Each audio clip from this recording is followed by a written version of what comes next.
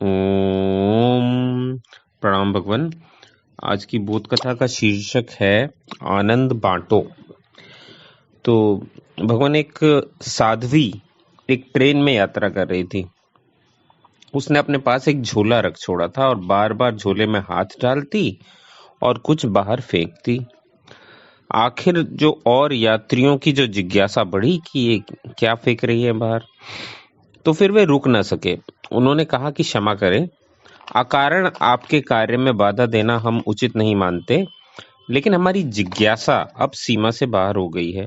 इस झोले में आखिर है क्या, और बार बार मुट्ठी भरकर आप क्या फेंकती हैं? तो साध्वी ने कहा कि देख लो, झोले में फूलों के बीज हैं। फूलों के बीज हैं, इन्हीं को मैं बाहर फेंक रही हूँ ट्रेन से। तो उन्होंने कहा कि हम अर्थ नहीं समझे, इसका क्या सार है? तो साध्वी ने कहा कि सार, आकाश में बादल घिरने लगे हैं, आषाढ़ आ गया, जल्दी ही वर्षा होगी, ये बीज फूल बन जाएंगे। मगर उन लोगों ने कहा कि क्या आपको बार बार इसी ट्रेन में सफर करना पड़ता है? क्या इसी रास्ते से आप बार बार गुजरती हैं? तो साध्वी ने कहा कि नहीं, मैं पहली बार गुजर रही हूँ और शायद दोबारा कभी मौका भी ना आए। तो उन्होंने कहा फिर तो हम नहीं समझे। तो फिर बीज फेंकने से आपको क्या फायदा? बीज अगर फूल बने भी तो आप तो कभी देख भी ना सकेंगी। तो साध्वी ने कहा कि यह थोड़े ही सवाल है कि मैं देख सकूं, कोई तो देखेगा। अब जो भगवान साध्वी ने कहा वो बड़ा महत्वपूर्ण है। तो साध्वी ने कहा कि यह थोड़े ही सवाल है कि मैं देख सकूं, कोई तो देखेगा। सब आंखें मेरी हैं, किसी के नासापुटों में तो सुगंध भरेगी, सब नासापुट मेरे हैं। कोई तो प्रसन्न होगा, आनंदित होगा। रोज यात्री इस ट्रेन से आते जाते हैं हजारों, और ट्रेनें निकलती हैं इस रास्ते से। लाखों लोग उन फूलों को नाचते देखेंगे हवा में, सूरज में, और प्रसन्न होंगे। तो एक ने कहा, लेकिन उनको तो पता भी नहीं चलेगा कि आपने ये फूल बोए हैं। तब साध्वी ने कहा, इससे क्या फर्क पड़ता है कि वे जाने कि किसने फूल बोए हैं? इससे क्या फर्क पड़ता है कि वे जाने कि किसने फूल बोए हैं, कि वे मेरे नाम का स्मरण करें, कि मुझे धन्यवाद दें? इससे क्या फर्क पड़ता है? वे प्रसन्न होंगे, इसमें मेरी प्रसन्नता है। वे आनंदित होंगे, मुझे आनंद मिल जाएगा। वे प्रसन्न होंगे, इसमें मेरी प्रसन्नता है। वे आनंदित होंगे, मुझे आनंद मिल जाएगा। तो आनंद दो, आनंद मिलता है। आनंद बांटो और तुम्हारे भीतर आनंद के नए नए झरने फूटेंगे।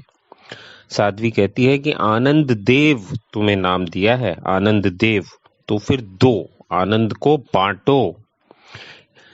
साध्वी कहती है कि इस जगत में तो चीजें अगर बचाओ तो बचती हैं और बांटो तो समाप्त हो जाती हैं, लेकिन जो भीतर का जगत है उसमें बिल्कुल उल्टा नियम है कि तुम बचाओ तो नष्ट हो जाती हैं और बांटो तो बच जाती हैं।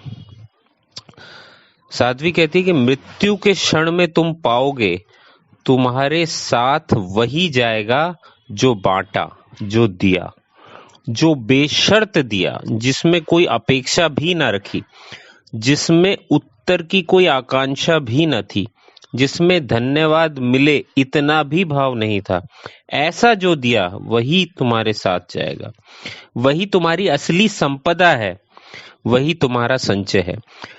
जैसे बादल बरसते हैं, इनसे कुछ सीखो। भरा दिल और भरा बादल एक जैसा व्यवहार करते हैं। भरा बादल बरसेगा ही बरसेगा।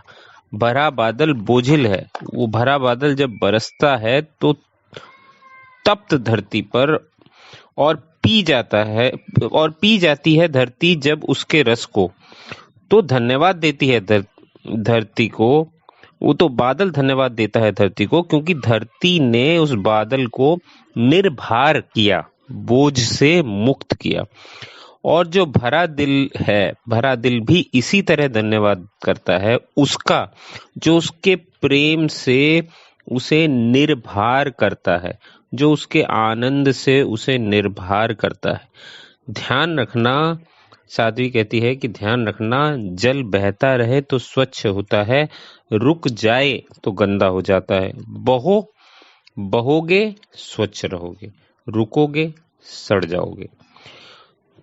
तो साध्वी उपदेश देती है कि लुटाओ दोनों हाथ, उलीचे चलो और डरो मत कि चूक गया।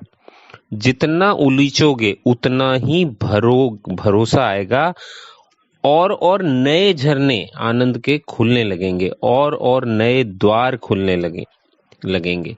और जो जितना आनंद देता है उतना ही परमात्मा से पाने का हकदार हो जाता है, उतना ही अधिकारी हो जाता है। तो भगवान ये बोध कथा जिसमें बड़े ही सूक्ष्म इशारे हैं। धन्यवाद भगवान।